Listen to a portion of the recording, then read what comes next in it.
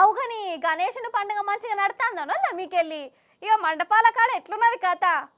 కానీ అసలు ఈ వాన చేయబట్టి చాలా ఊర్లలో పండుగ సంబరమే లేకుండా అయింది. కానీ చాలా ఊర్లలో పండుగ కూడా మంచిగా జరుపుకుంటారు.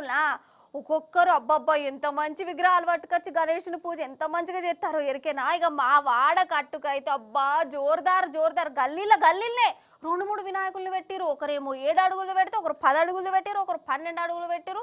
ఒక్కొక్కరు వెరైటీ వినాయకులు పెట్టిరు. మరి అందరు ఊర్లలో ఎట్లాంటి వినాయకులు పెట్టుకురో మనం దర్శనం చేసుకున్నద్దాం పాండ్రి. చూస్తుర్రా వినాయకులను మరి అనుర్రి. జై బోలో గణేష్ మహారాజ్ కి జై. నిజంగా తీరొక గణపతులు చూస్తందుకు 2 కళ్ళు జాలతలేవోలా నాకు. అగోగి గణపతిని చూడుర్రి, వామ్మో ఇటుకెళ్ళి చూడుర్రి. చూడకుంటే ఈ గణేశుడు ఫీల్ అయినా అవుతాడు.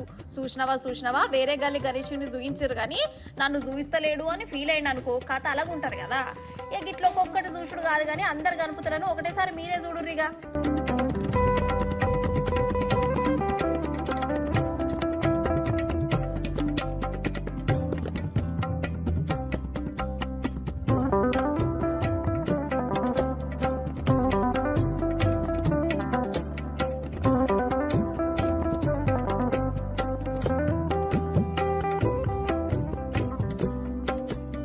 మన తెలంగాణ గణపతులు గిట్లుంటే అటు హిందీ వాళ్ళ గణేశులను చూడురోల్లా.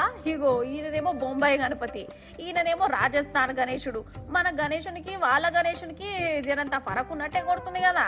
అయ్యో మన గణేశుడు అంటున్నా కానీ ఇలా ఖైరతాబాద్ వినాయకుని చూయించలే కదా. అగో 69 అడుగుల ఎత్తుల నిలబడి భక్తులకు ఎట్లా దర్శనం ఇస్తుండో చూడురి మీరు.